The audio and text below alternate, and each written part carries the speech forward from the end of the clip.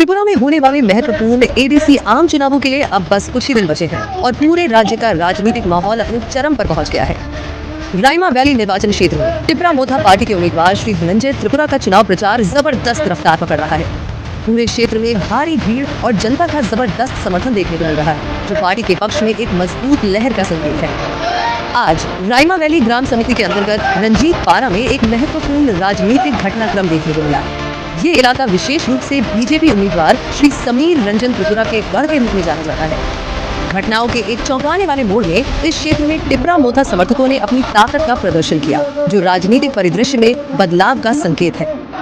स्थानीय लोग टिपरा मोथा पार्टी में अपना बढ़ता विश्वास व्यक्त करते देखे गए। कई लोगों ने कहा कि अनानास का चुनाव चिन्ह अब उस जगह भी फल देगा जिसे कभी बीजेपी का गढ़ माना जाता था, और अब ये कमल के वर्चस्व को खत्म कर देगा। इस गति को और बढ़ाते हुए आज कई बीजेपी समर्थकों ने आधिकारिक तौर पर टिपरा मोथा पार्टी में शामिल होकर उम्मीदवार श्री धनंजय त्रिपुरा को अपना समर्थन दिया। चुनाव प्रचार को और मजबूत करने के लिए एनपीपी के संगठन सचिव श्री बोस्टन संगमा भी मेघालय से चलकर यहाँ